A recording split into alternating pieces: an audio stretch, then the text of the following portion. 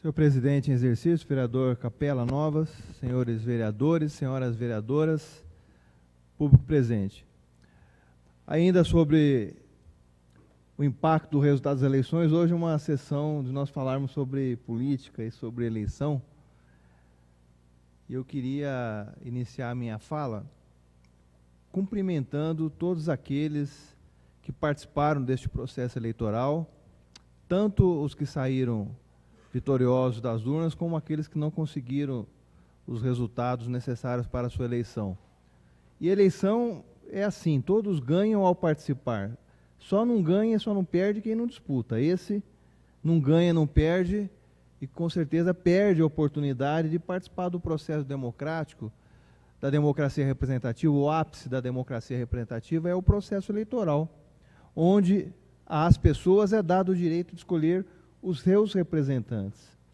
E cada pessoa é um voto, seja ele rico, seja ele pobre, seja ele patrão, seja ele empregado. A eleição é a arma que nós dispomos para decidir os destinos do nosso país, os destinos do nosso estado, os destinos do nosso município.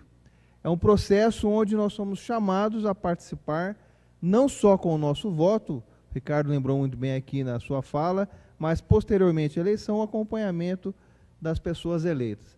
Então, eu sempre fico muito contente neste processo eleitoral de ver a participação das pessoas, aquelas pessoas que disputam o voto, que vão atrás dos eleitores que vão até a urna votar, né?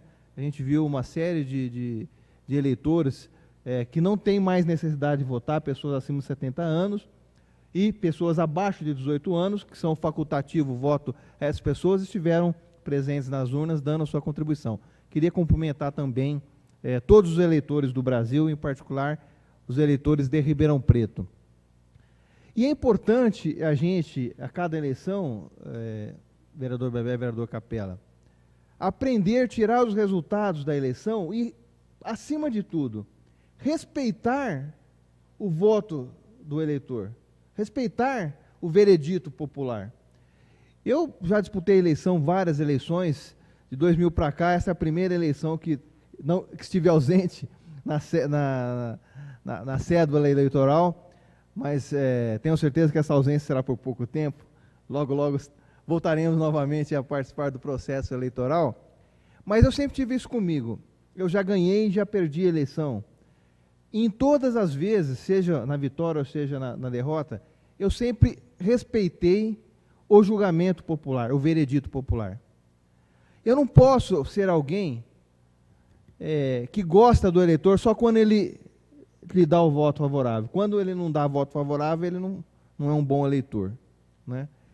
E a gente, infelizmente, agora, passadas as eleições nacionais que nós vivemos, a gente vê uma série de pessoas destilando preconceitos em relação, por exemplo, ao Nordeste, por ter votado no candidato A, B ou C, e de que, como se o eleitor do Sudeste fosse um eleitor mais gabaritado, ou o voto dele fosse mais importante que o eleitor do Nordeste. Eu acho isso muito triste, esse tipo de manifestação. Mas, de qualquer maneira, eu acho que as pessoas, no geral, são muito apaixonadas pelas candidaturas, pelas propostas, e acabam perdendo um pouco a razão. Agora, o que eu não posso admitir que esse tipo de comportamento venha de uma pessoa que se diz, né, ou que tem a fama de ser o príncipe dos sociólogos, de ser um sociólogo, ter sido um presidente da República, ter como função estudar os fatos sociais e estudar os atores sociais, e vir, um dia depois da eleição, estou falando do ex-presidente Fernando Henrique Cardoso, dizer que os eleitores do PT são os eleitores menos informados. Não votam no PT porque são pobres, são menos informados.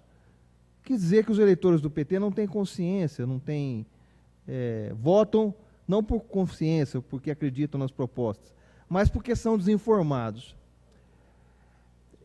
Eu acho que isso é um desrespeito ao eleitor muito grande. Porque eu estou dizendo o seguinte, não, os eleitores que votou no meu partido são eleitores informados. Os eleitores que votaram no partido dos meus adversários não são eleitores informados. Eu acho que isso de uma arrogância, de uma falta de caráter, vereador. E esse, para mim, é o principal defeito do político, o defeito de caráter. E esse homem que já foi presidente da República demonstra a cada episódio que ele tem este defeito de caráter. Nestas eleições mesmo,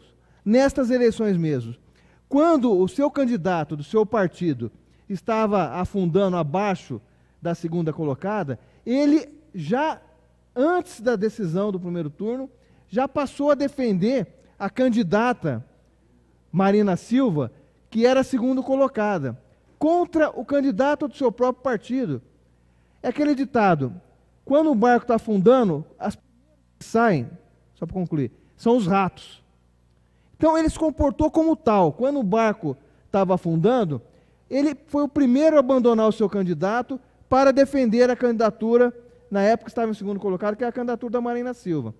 Agora, quando a situação reverteu e o candidato do PSDB foi ao segundo turno, que era até esperado, porque é um candidato que tem uma máquina partidária, nas últimas eleições presidenciais, nas últimas 5, essa polarização PT-PSDB tem se consolidado. Agora ele vem todo pimposo nos meios de comunicação, falando a todos os ventos, como se ele fosse o grande responsável pelo processo eleitoral, e fala uma besteira dessa, insultando os eleitores do PT, e eu não posso admitir, não posso aceitar esse tipo de comportamento desse senhor que demonstra, mais uma vez, a sua falta de caráter. Porque eleitor, senhores e senhoras, público que está assistindo, eu posso até não concordar com o veredito da população, neste ou naquele candidato, mas eu tenho que respeitar o eleitor. Eu não tenho que respeitar o eleitor só quando ele vota de acordo com a minha convicção.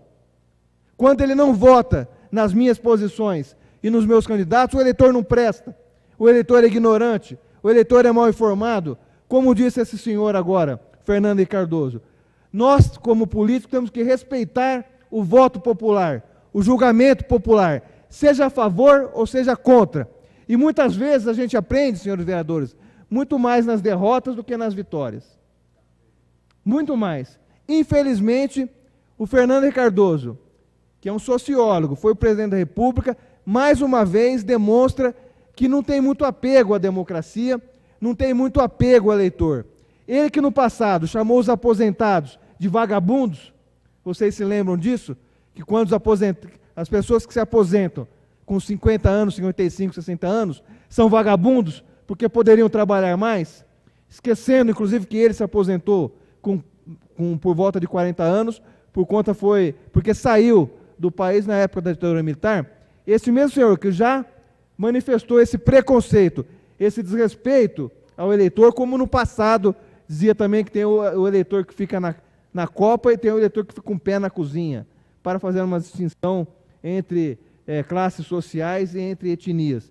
Não é admissível que a gente possa aceitar esse tipo de comportamento. Então, desculpa aqui ter ultrapassado o tempo, mas é um desabafo de não poder aceitar qualquer tipo de manifestação, seja ela preconceituosa, seja ela desrespeitosa com qualquer eleitor.